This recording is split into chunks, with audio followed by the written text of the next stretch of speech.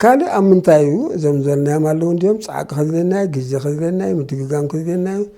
كندي أبسمون متجام دقا يكون مر كندي أبسمون دقاقم انت عينت جزء أبي خندي جزء أكل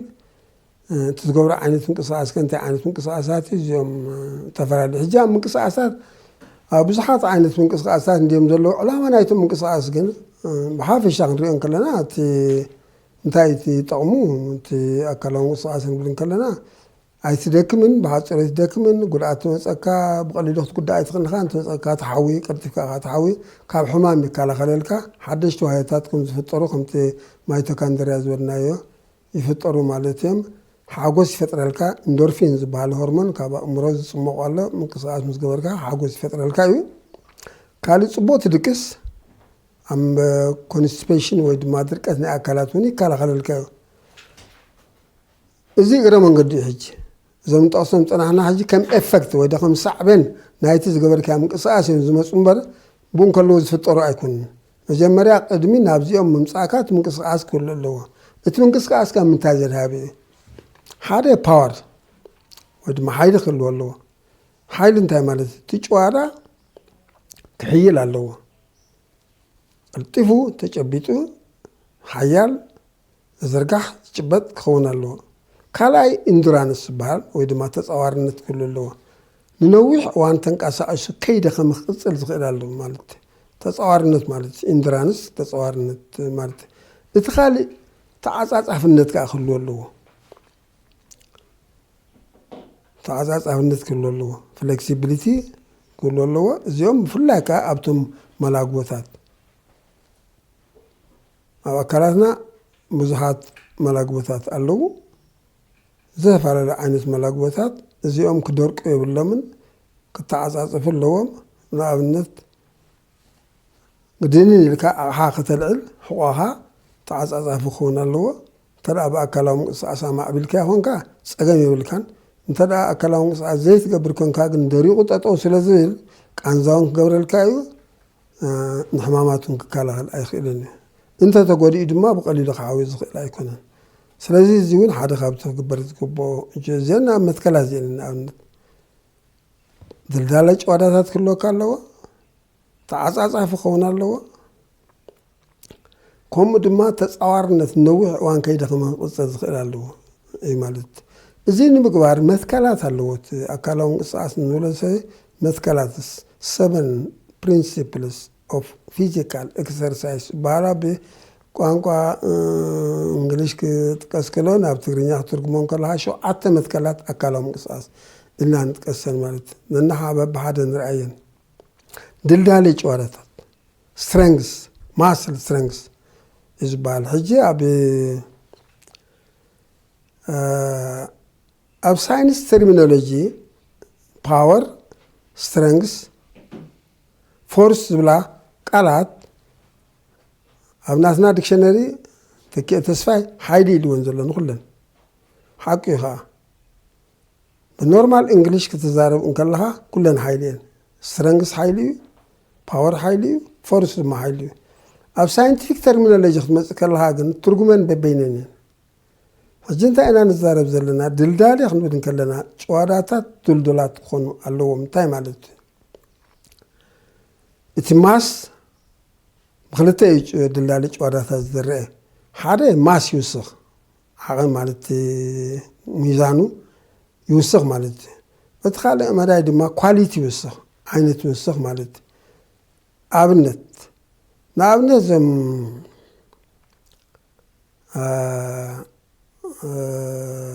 ሓፂን ዝስከሙ ጨዋዳታት ናቶም ገጅፍን ድልድል ይኹማ ምክንያቱ ኣካላዊ ምንቅስቃስ እዮም ዘምፅዎ زم بشكل تازور دما كواليتي زلوا ومبر ما سيبلن أكلاتهم تجوارا ناتهم تريريو زايدة كميو نوح كيدو زتصوري قندللي مغلي الخازس أيكون سلازي دلدالي جوارا بخيمة يتريز يحجة وغير كاتتريا أبرتو ريزيستانس زلوا ودمات أنا سكف ندابلك ابن البات خورات عزبتي زوان قانا انجليش حالي فزتو زلهو لك ممصع سلاز ابي ابتناي تغرينيا يمو سكفايتو لنهم ምናልባት ከም ኮሜንት ክብል ክእል ይኸውን ስለዚ ድልዳለ ጨዋዳታት ክበሃል እንከሎ ሬዚስታንስ ንኣብነት ዓቐብ ምጥያብ ተዓቐብ ንዓኻ ይቃወመካ እዩ ክዲብ እንከለኻ ዋጋ ይኽፍለካ ሓይሊ የድልየካ ማለት ብሽክሌታ ክትዝውር እንከለኻ እቲ ፔዳለ እንተ ደኣ ተትሮ ኣለኻ ኮንካ ወይ ዓቐብ ትዝውር ኣለኻ ትኾንካ እቲ ጨዋዳ ዝያዳ እተሪ ዝኸውን ምክንያቱ ሃይ ሬዚስታንስ ኣለዎ እታ ፔዳለ ፎኳስ ተገይርካ ኮንካ ግን ስኢላ ዝወር ክትብል እያ ንዓኻ ብዙሕ ኣይተብለካ ተሸኪምካ እንተ ደኣ ትኸይድ ኣለኻ ከምኡ ሬዚስታንስ ኣለዎ እቲ ጨዋዳ እንዳኣበለጭ ስለዚ ድልዳል የድልየካ ማለት ከምዚ ኣምሰለ ምንቅስቃስ ክትገብር ኣለካ እቲ ካልኣይ ስፔሲፊክ ዝበሃል እቲ ካልኣይ ፕሪንሲፕል ስፔሲፊክ ወይ ድማ ፍሉይነት እንታይ ዕላማኻ ንና ኢኻ ንስኻ ከተበርትዕ ደለኻ ዘለኻ ስፒድኻ ክትቐልጥፍ ትደሊ ዘለኻ ቅልጣፌድኻ ክትገብር ትደሊ ዘለኻ ተፃዋርነትኻ ክትማዕብል ትደሊ ዘለኻ ማስድኻ ወይ ድማ ግዝፍድኻ ክትማዕብል ትደሊ ዘለኻ እዚ ከዓ ሓደ ርእሱ ዝኸኣለ ፍሉይነት ኣለዎ ማለት እዚ ንግባር ድማ ኣብቲ ፍላይ ጂምናዝየም ዝኸዱ ሰባት ኣብቲ ጂምናዝየም መምርሒታት ስለ ዘለዎ ኣየናይ ንየናይ ይሰማዕ ትገብር ማለት እቲ ሳልሳይ ባላንስ እዩ ወይ ድማ ሚዛናውነት ሓደ ካብቲ ንኣብነት ሓረስቶት ንበል ወይ ዝኾነ ናይ ጉልበት ሰራሕተኛታት ዘለዉ ሰባት ሙሉእ መዓልቲ ኣካላዊ ምንቅስቃስ ገብሩ እዮም ዝውዕሉ ልክዕ እዩ ኣብ ገዛ እውን ኣዴታት ሙሉእ መዓልቲ ክዳን ክሓፅባ ውዒለን ኣለየን እንተር ኮይነን እቲ ዝገብረኦ ዘለዋ ምንቅስቃስ ባላንስ ኣይኮነን ሚዛናውነት የብሉን ንሓደ ክፋል ናይ ኣካላትን ጥራሕ እየን ዘንቀሳቐሳ ዘለዋ ንሕቆ ይንቀሳቐሱ ኣለዋ ዶ ንኢዳውን እንቀሳቐሱ ኣለዋ ዶ እግሪ እንቀሳቐሱ ኣለዎ ዶ ሰናቡ እንቀሳቐሱ ኣለዎ ዶ ልቢ እንቀሳቐሱ ኣለዎ ዶ ኣብዚ ሕጂ ብስሩዕ እንተኮይኑ ብሳይንቲፊክ መዳይ እንድሕር ኮይኑ ንኩሎም ብዝመልክዕ ብዝትንክፍ ዓይነት ምንቅስቃሳት ባላንስ ክሕዝኩም ዘለዎ ሚዛን ክሕዝኩም ዘለዎ ምግባር እዩ ተዘይኮነ እዚ ሓንቲ እግርኻ እንተግዚፍካያ ኮንካ እቲ ካልእቲ እግርኻ ግን ድሕሪ ቀጢና ኮይና ዘይተንቀሳቐስ ኮንካ ሚዛናውነት ኣይሕሉን ኣለዎ ማለት እዚ ከዓ ግምት ክትእትወለካ ማለት ንከምዚ መብዛሕትኡ ግዜ ንኩሉ ዝዓምም ኣሎ ዶ እንተልኩም ወይስ ንኣብነት ናይ እግሪ ጉዕዞ ሞራለስ ዳርጋ ክዓመምካ ክእል እዩ ኢዳው እንቀሳቐሱ እዮም እግሪ እንቀሳቐሱ እዮም ከምኡ ድማ ሰናቡ ልቡን እንቀሳቐሱ እዮም ስለዚ ሚዛናውነት ከዓ ክሕሉ ኣለዎ እቲ ካልኣይ እቲ ራብዓይ ሬጉላሪቲ ወይ ድማ ምድብ ክኸውን ኣለዎ ኣካላዊ ምንቅስቃስ ወይ ብቕዓት ፅበል ኢኻ ትኾንካ ወይ ድማ ንጥዕና ዝድለ ምንቅስቃሳት ትገብር ኣለኻ ትኾንካ ስሩዕ ክኸውን ኣለዎ ስሩዕ እንተዘይኮይኑ ብዙሕ ትርጉም የብልን እኳ እንተዘይተባሃለ ዝድለ ውፅኢት ክትረኽበሉ ኣይትኽእልና ኣይርከበን እዩ ውፅኢት ትዝድለ ውፅኢት ክትረኽበሉ ኣይትኽእልና ስሩዕ ዘይምዃን እንታይ ማለት እዩ ሎሚ ትገብሮ ፅባሕ ትገድፎ ሎሚ ፍርቂ ሰዓት ትገብር ፅባሕ ከዓ 5 ደቂቃ ትገብር ረሲዕካ ኢኻ ትቕኒ እንደገና ከዓ ገለ ምስ ወፀካ ቀዳመ ሰንበት ከዓ ምንቅስቃስ ትገብር እዚ ከምዚ ዓይነት ምንቅስቃሳት ፈፂሙ ጠቕሚ የብልን እኳ እንተዘይበልና በቲ ዝደለ ደረጃ በቲ ክንበፅሖ ንደልን በቲ ንጥዕና ክንዕቅበሉ ንኽእል ደረጃ ግን ኣይኮነን ሓደ ሕማም ሽኮርያ ዘለዎ ሰብ ወይ ሓደ ፀቕጢ ደም ዘለዎ ሰብ ነዚ ኣግምቶ እትዩ ከምታ መድሃኒት ብጠንቂቕ ዝወስደላ እቲ ኣካላዊ ምንቅስቃስ እውን ስሩዕ ብዝኾነ መንገዲ ናይ ንግሆ ድዩ ናይ ምሸት ድዩ ሓንሳ ኣብ መዓልቲ ድዩ ክልተ ግዜ መዓልቲ ድዩ ኣብ ሳልስቲ ድዩ ኣብ ራብዕቲ ድዩ ብዝኾነ ግን ስሩዕ ክኸውን ኣለዎ ስሩዕ ብዝኾነ ምንቅስቃሳት ትገብር ኣለዎ ማለት እዩ ሓምሻይ በፅሕና መስለኒ ፕሮግረስ ክኸውን ኣለዎ ወይ ድማ ዝምዕብል ክኸውን ኣለዎ እቲ ምንቅስቃሳት ገሊኦም ሰባት ኣካላዊ ምንቅስቃስ ይገብሩ እሞ ሓያል ፃዕርታት የካይዱ ውፅኢትን ገና ይረኸብኩን ዘለኹ እዮም ዝብሉ እዚ ኩሉ ምንቅስቃሳት ገይረ እዮም ኣይትደክም ንካ ኢሎም እንዳ ኣደክም ኣለኹ እንደ ኣካላትካ ተረር ተኾነ እዮም በሃል ነይሩ ኣነ ብዙሕ ተረር ዝረኣኹሉ የብለይን ዝብሉ ዝስምዑ እዮም እሱ ይኮነን ኣብ ሰሙን 2 ሰሙን ገለ ጥራሕ ኣቺቭ ክትገብሮ ወይ ድማ ነቲ ዕላማ ክትውዕልካ ዝሕሰብ ኣይኮነን እንታይ ደኣ ኣብ ግዜ ፕሮግረስ ዝገብር ሎሚ ፍርቂ ኪሎ ሜትር ተጓዒዝካ ኣብ ፍርቂ ኪሎ ሜትር እንተደኺምካ ንፅባሒታ 600 ሜትር ምስ ክትከይድ እንተኽኢልካ ፕሮግረስ ጌርካ ኣላ ኣብ ሳልስትኹም ኣብ ራብዕትኹም ኣብ ሰሙ ኣብ 2 ሰሙ እንዳበልካ ሕጂ ፕሮግረስ ትገብር ሕጂ እቲ ጥንካሬ ዝበሃል ወይ ትሪ ፍሌክሲቢሊቲ ኮታት ባላንስ ኩሉ ዝበሃል ኣብ ምንታይ እዩ ዝመፅእ ኣብ ግዜ እዩ ዝመፅእ እቲ ግዜ እንታይ ማለት ኩሉ ግዜ እንዳማዕበለ ይመፅእ ኣሎ ዶ እንዳ ማዕበለ ዝመጽ ዘላ ወይ ሳዊ ጠጠው ኢሉ ዘላ ናይ ግድን እንዳ ማዕበለ ክመጽ ሬጉላር እንተገርካቱ ምንቅስቃሳት ናይ ግድን ክመጽ እቲ ሻድሻይ ሪካቨሪ ዝበሃል ሕውየት ማለት ኣብዚ ኣነ ዝያዳ ምዕዶ ክህበሉ ዝደሊ እንታይ እዩ ገለ ሰባት ኣብ ሕክምና ይኸዱ እሞ ሓኪም ኣካላዊ ምንቅስቃስ ከተዘውትር ኣለካ ሽኮርያ ሒዝኳ ስለ ዘሎ ርጉዲ እውን ስለ ዘለካ ነዚ ርጉዲ ከተጥፎ ደርወንካ ኣካላዊ ምንቅስቃስ ትገብር ኣለካ ዝብል ማዕዳ ይሂቦም ክንደይ ክገብሩ ኣለዎም ከመይ ክገብሩ ኣለዎም እንታይ ክገብሩ ኣለዎም ዘይክነግሮም ይኽእል እዩ ምናልባት ዘይስራሕ ክኸውን ይኽእል እዩ ንሱ ግን ኣብዚ እንታይ ኢና ንዑ እንድና ከዓ ኣብዚ ሕጂ ዋላ ከም ትምህርቲ እውን ንህብ ዘለና ሕውየት የድሊ እዩ ሕውየት እንታይ ማለት እዩ ትንቀሳቀስ ብውሕዱ 48 ሰዓት ኣዝዩ ኣገዳሲ እዩ ኣብ ምንቅስቃስ ብፍላይ ከዓ ኢንቴንሲቲ ፃዕቂ እንተልዮ ትገብሮ ዘለካ ምንቅስቃሳት እቶም ዋህየታት ክሓውዩ ይደልዮም ዝተዓራረ ናይ ሜታቦሊክ ዝኾነ ፕሮሰስ ኣብ ውሽጢ ኣካላትና ስለ ዘሎ ቀማዊ ለውጥታት ማለት ሜታቦሊክ ፕሮሰስ ስለ ዘሎ ሕውየት የድልዮም እቶም ዋህየታት ሕውየት እንታይ ማለት ሓደሽቲ ዝኾነ ዋህየታት ንክስርሑ ዕረፍትን ፀዓትን የድልዮም እንዳተንቀሳቀስካ ሓደሽቲ ዋህየታት ኣይስርሑን እዮም ንዓታቶም ከዓ ፀዓት የድልዮም ምክንያቱ እንቀሳቀስ ኣለካ ትኾንካ እቲ ፀዓት ትጥቀመሉ ዘለካ ነቶም ዋህየታት መንቀሳቀስ ዘይኮነሲ ንሓፈሻዊ ነቲ ትገብሮ ዘለካ ኣካላዊ ምንቅስቃስ ዝሽፍን እዩ ዕረፍቲ እንተደኣየካ ኮንካ ግን ውሽጣዊ ስራሖም የካይዱ ልክዕ እንታይ ማለት እዩ ከምዚ ባንክሲ ክሳዕ ፋዱስ ይሰርሑ እሞ ድሕሪ ቀትሪ ግን ናይ ውሽጥና ከነፃሪ ኢና ናይ ውሽጢ ስራሕና ኣለና ብለካ ዋህየታት ከዓ ከምኡ እዮም ኣብቲ መጀመርያ ኣካላዊ ምንቅስቃስ ክትገብር እንከለካ ነቲ ኣካላዊ ምንቅስቃስ ዝግበር ፀዓት ይህሉ እዩ ድሓር ምስ ዕረፍካ ግን ውሽጣዊ ስራሕናቶም ድማ ሓደሽቲ ዋህየታት ዝፍጠሩ እዮም እንተኮይኖም ሓደሽቲ ፀዓት ዝፍጠር ኣልዩ እንተኮይኑ ዝህነፅ ኣልዩ እንተኮይኑ ዝድልድል ኣልዩ እንተኮይኑ ከዓ ኣብ እዚ ዕረፍቲ ኣብቲ ሪካቨሪ ታይም እዩ ዝግበር ስለዚ ሪካቨሪ ታይም ኣዝዩ ኣገዳሲ እዩ ተዋሓደ 48 ሰዓት ድሕሪ 48 ሰዓት ዕረፍቲ እንተገበርካሉ ፅቡቅ እዩ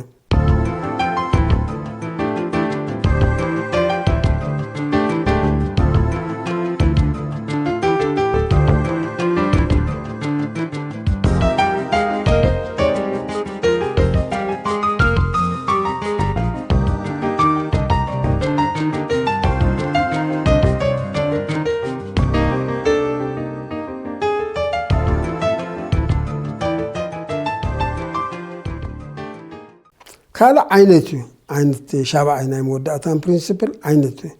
እቲ ዓይነት ዝበሃል ምንቅስቃሳት ብዙሓት እንዲዮም ካብቶም ዓይነታት ኣየና ኢኻ ትመርፅ እዩ ትሕቶ እዚ ምስ ምንታይ ክኸይድ ይኽእል ምስ ጥዕና ናይ ሰብ ክኸይድ ይኽእል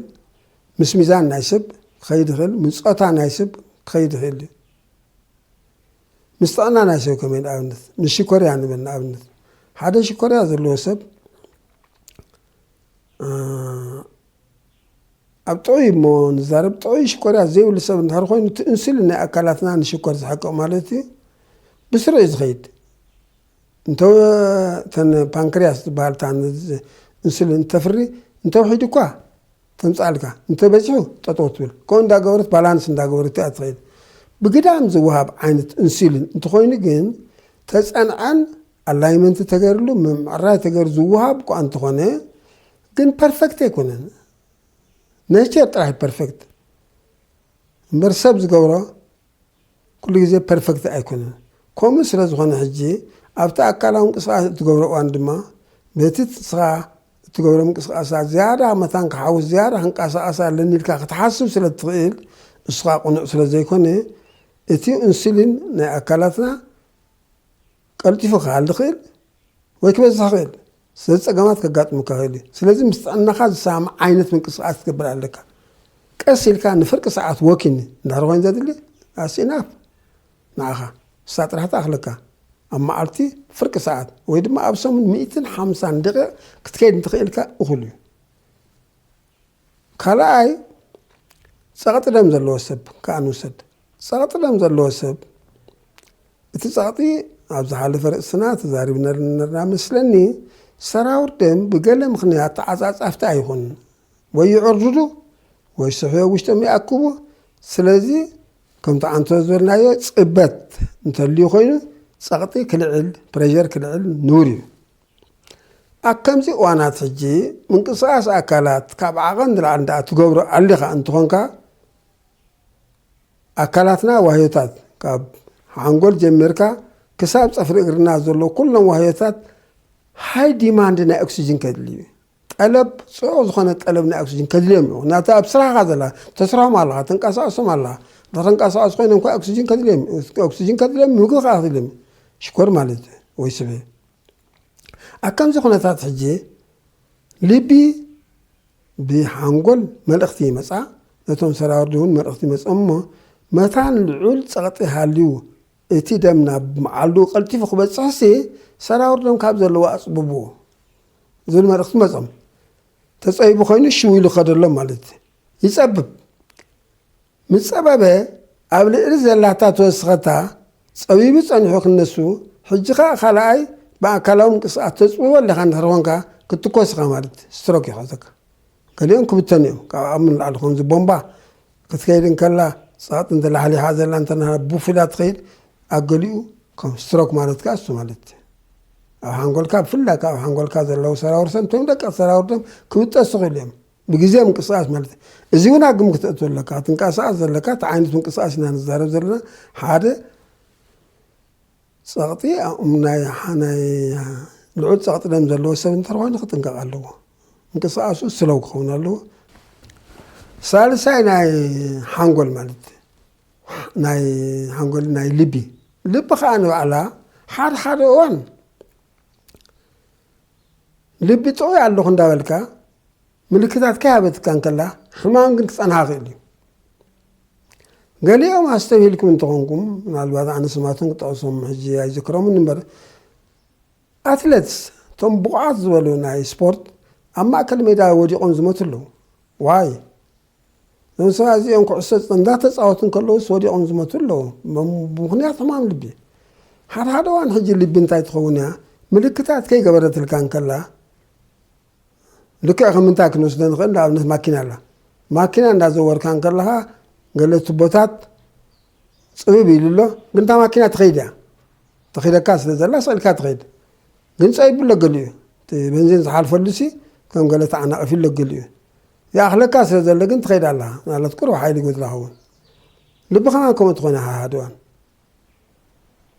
ኣዝያ እንተዘይገይዳ ኮይና ክጅምር እንከላ ብፍላይ ፀገማት ክትገብር ትኽእል እሞ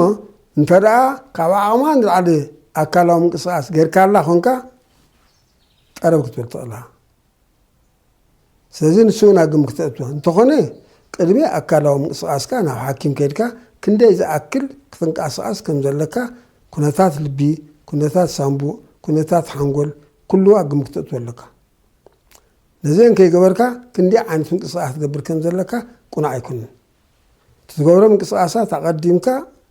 ክሊየር ክትገብር ኣለካ ኩነታት ጥዕናኻ ትፈልጥ ኣለካ ሽኮር ከይህልወካ ፀቕጢ ደም ከይህልወካ ሕማም ልቢ ከይህልወካ ዝኾነ ናይ ኣእምሮ ፀገማት እውን ከይህልወካ ምስኡ ተኣሳሰረ ወይ ናይ ሆርሞንስ ምዝንባዕ ከይህልወካ ኣግሚ ተእቲኻ ነዚ ኣግሚ ተእቲኻ ክንቀሳቀስ ዘለካ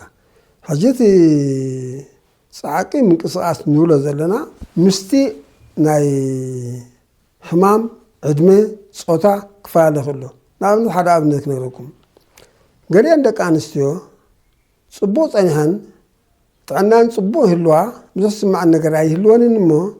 ሓደ ዋና ግዜ ጥንሲ ግን ሃይ ዲማንድ ስለ ዝህሉ ሕጂ ጥንስን ተረልዩ ኮይኑ ንዓኣን ነቲ ቆልዓን ዝምግብ ኦክሲጅን ይኹን መግቢ የድልያ ስለ ዝኾነ ልብኻ ሽዑ ኦቨርሎድ ወይ ድማ ካብ ዓቐን ንላዕሊ ስራሕ የጋጥማ ኣብቲ እዋንቲ ሕጂ ተሕማም ክጋሃድ ይከኣል ቅድም ዘይፈለጥቶ ማለት እዚ ግን ኣግም ክትእትዎ ዝግባእካ ማለት ስለዚ ከም ሓበሬታ መጀመርያ ቅድሚ እንታይ ዓይነት ኣካላዊ ምንቅስቃስ ክትገብር ከም ዘለካ ምውሳንካ ኣብ ሕክምና ኮይንካ እዞም ንብሎም ዘለና ከተረጋግፆም ኣለካ ሽኮር ከይህልወካ ፀቕጢ ደም ከይህልወካ ሕማም ልቢ ከይህሉ ዝኾነ ሕበጥ ይኹን ካልእ ነገር ኣብ እግርኻ ናብ ካልእ ከይህሉ ነዚኦም ኣግም ክትእትዎም ምክንያቱ ኣብ እግርኻ ሕበጥ እንተዳልዩ ኮይኑ ንሱ እውን ኣግም ክትእትዎ ኣለካ ዲቪቲ ዝበሃል ኣሎ ናይ ሰራውር ደም ሽክር ንሱ እውን ኣግም ክትእትዎ ኣለካ ነዚ ጌርካ ክትንቀሳቀስ ዘለካ ኦኬ እዚኦም ከይገበርካ ግን ንስእልካ ብሃውሪ ትገብሮም ምንቅስቃሳት ግን ጥዑይ ዘይክኸውን ይኽእል እዩ ንሳዕበይን ኩሎ ይኽእል እዩ እሞ ኦቨርኦል የብሉን ድዩ እሞ እዚ ሰራይ ንብል ኣለና ኣየናይ ንክትመርፅ ብኸመይ ኢኻ ትመርፆ እንታይ ክምረፅ ኢካ እቲ ዓይነት ትገብሮ ምንቅስቃስ ከመይ ጌርካ ክትመርፅ ትኽእል ሓፈሻዊ ንኩሉ ዓማመ ዝኾነ ኣሎ ዝኾነ ሓኪም ዝእዞ ማለት ዋላ ዝኾነ ፅሑፍ እውን ትረኽቦ ዝኾነ ሰብ ኣቨሬጅ ኣብ መዓልቲ ካብ 20 ክሳብ 30 ደቂቃ ወክ እንተገይሩ ፅቡቅ እዩ ኤፌክት ኣለዎ ማለት ጥዕና ኣለዎ ዘይክስማዓካ ክእል እዩ ከምቲ ኣንቶ ንበፅናሕና ከም ኣይሮቢክ ዓይነት ኮይኑ ግን ከዓ ብዙሕ ዘየላህልህካ ብዙሕ ዘየድክመካ ክኾን ይኽእል እዩ ስቲል ግን ሰናብኡ ይኹን ሰራዊት ደም ይኹን ልቢ ይኹን ጨዋዳታት ኩሎም ይሰሩ ኣለዉ ወክ ትገብር ኣለሃ ትኾንካ ወክ ክልተ ዓይነት እዩ ሓደ ምናልባት ኣካይዳ መገሻ እየ ዝብሉ ኣነ እኳ ካልእ መግለፂ ስለ ዘይትረኽበሉ ንመገሻ ርሓቕ ዝበለ ትብገስ ኣለሃ እንድሕር ኮንካ ቅልጥፍ ክንዳበልካ ትኸይድ ከይመሰካ ቅልጥፍካ ክትበፅሕ እምበር ከምቲ ትዘዋወር ዘለካ ከተማ ኣይኮነን ምናልባት ዞም ደቂ ከተማ ብኸመይ ኢኹም ትርድእዎም ጋሽ ትፈልጥዎ ድኹም ኣይትፈልጥዎን ኣነ ገጠር እንደ ዓብየ ተወሊደ መገሻ ንፈልጦ ኢና ሓንቲ ዓድናካ እንተ ዓዲ ክንከይድ ከለና ኧረ ኣነስ ካብ ዓድና ናብ ቤት ትምህርቲ ዝመሃረላ ዝነበርኩ ዝኸይድ ነበርኩ 8 ኪሎ ሜትር እያ ነይራ ስለዚ ቆልዑ ስለ ዝነበርና ገሊኡ ንጎይ ገሊኡ ዘብዘን ብል ዩጅዋሊ ግን ዝበዝሕ እዋን ኣካይዳ መገሻ ንመገሻ ዝኸይድ ዘሎ ሰብ ግን ተዛኒዩ ቀስ እንዳበለ ገለ ስጉምቲ እንዳቆፀረ ኣይኸይድን ቅርጥፍ እንዳበለ እዩ ዝኸይድ ክንደይ ይኸይድ ብገምጋም 7 ኪሎ ሜትር ኣብ ሰዓት ኖርማል እንተኮይኑ ከዓ 5 ወይ 6 ኪሎ ሜትር ኣብ ሰዓት ካ ትኸይድ ኣብ ሓንቲ ስጉምቲ ክንደያ 70 ሴንቲሜትር እያ ሓደ ስጉማ ሓፂርን ነዊሕን ኣሎ ናይ ገሊኦም ሓፀርቲ 60 ክኸውን ይኽእል እዩ ናይ ገሊኦም ነዋሕቲ ከዓ ክሳብ 80 ክበፅሕ ይኽእል ይኸውን ግን ኣቨሬጅ ተሪእኻ ይኾንካ 70 ሴንቲሜትር እዩ ዝስጉም ሓደ ሰብ ስለዚ ኣካይዳ መገሻ ዝብሎ ዘለኹ ቅልጥፍ እንዳበልካ እትኸዶ ዓይነት ወኪን ዛስ ኢናፍ እኹል ማለት እዩ ካብኡ ሓሊፉ ምስ ጥዕናኻ እንተ ደኣ ሕጂ እንታይ ማለት እዩ እዚ ኣብ ሰሙን ክንደይ ግዜ ኢልና ኣብ ሰሙን ከምቲ ዓንቶ ዘለነተን ፕሪንሲፕልስ ኣለዋ እንዲ ኣብ ሰሙን ክንደይ ግዜ ኢኻ ትንቀሳቐስ ዘለካ መዓልታዊ እንትኸድካ ብዙሕ ሽግር ዘለዎ ኣይኮነን ግን 150 ደቂቕ ኣብ 5 መዓልቲ ማለት እየን እኹላት እየን ሰዓት እንተኸድካ 4 ደቂቕ እንተኸድካ 30 ደቂቕ እንተኸድካ 10 ደቂቕ እንተኸድካ እውን ብዙሕ ሽግር ዘለዎ ኣይኮነን ኣብ ግምት ክኣትዋ ዝግበን ዓንቶ ዘለናየን ምናልባት ዝኾነ ይኹን ቃንዛ ናይ ኣፍ ልብል እኳ እንድሕር ኮይኑ ናይ ኢድ ቃንዛ እኳ እንድሕር ኮይኑ ወዲቕካ ትፈልጥ እንድሕር ኮንካ ሕበጥ ኣብ እጋርካ ኾነ ኣብ ካሊእ ይርአ እንድሕር ኮይኑ ምስትንፋስ የፀግመካ እንድሕር ኮይኑ እዚ ኣብ ግምት እትዎ ምክንያቱ ምልክት ናይ ሕማም ልቢ እዩ ስለዚ ትገብሮ ምንቅስቃሳት ኣብዚ ጥንቃቐ ከድልየካ እዩ ክንደይ ዝኣክል ቀደም እዋን ሕማም ልቢ ዘለዎም ሰባት ቃሳቀሱ የብሎምን ክልስ ሓሳብ ነይሩ ኣብዚ እዋን እዚ ግን ክንቃሳቀሱ የብሎምን ዘይኮነስ ዝንቃሳቀሱሉ ኣዝዩ ሊሚት ክኸውን ኣለዎ እምበር ኣካላዊ ምንቅስቃስ ክገብሩ ኣለዎም ዋላ ሕማም ልቢ ዘለዎም ሰባት ግን ክንደይ እዮም ገብሩ ዘለዎም ግን ኣብ ጥራ ገዝኦም ከይወፁ ኣብቲ ከባቢ ቁሩብ ቀስ እንዳበሉ ክንቃሳቀሱ ኣለዎም እምበር በድሪድን ወይ ድማ ኣብ ዓራት ተዓፂፎም ክውዕሉ ወይ ኣብ እሳሉን ተዓፂፎም ክውዕሉ ምስታይ ኣይኮነን ኣብቲ ገዛ ንባዕሉ እውን ኣብ ስቓእ ከይዶም ባዕሎም ኢዶም ክሕፀቡ ከም ዘለዎም ቻነል ክቅይሩ ከም ዘለዎም ብድድ ኢሎም ሓንቲ ቃ ከምፁ ከም ዘለዎም ኣክንዲ ኮፍ ኢሎም ሰብ ዝገብረሎም ዋላ ሕማም ልቢ ኣለዎም እዚ እውን ንባዕሉ ምንቅስቃሳት ካንሸሎ ብፅሕ ኢሎም ክምለሱ ኣለዎም እዚ ንባዕሉ እውን ጠቃማይ ኣካላዊ ምንቅስቃስ እዩ ዝበሃል እቲ ካልእ ናይ ሽኮርያ ወይ ናይ ዝቕጥደም ተዛሪብናሉ ስለዝኾና ብዝሃብኡ ሕጂ እንደጋግመሉ ዘሎ ኣይመስለኒ ኣብ ምንታይ እቲ ክትኮረሉ ዝግብኦ መዳይ ግን እዚ ንጥዕና ኢና ንዛረብ ዘለና እምበር ንብቕዓት ኣይኮን ንብቕዓት እንድሕር ኮይኑ ተርእሲ ገፊሑ ካሊኡ ቅማሬ ናይ ኦክሲጅን የድልየካ ክንደይ ዝኣክል ኦክሲጅን ከተህልካ ኣለካ ኣብ ክንደይ ሰዓት ኣብ ክንደይ ደቂቕ ገለ ወዘተ እንዳበልካ ስለ ዝኸይድ እዚ ኣብኡ እቶ ኣይኮንን ብሓፈሻ ክንዛረብ ከለና ግን እዞም ንብሎም ዘለና ኦኬ ሕጂ ኣካላዊ ምንቅስቃስ ብዘይ ኒትሪሽን ወይ ብዘይ ማይ ኣይኸይድን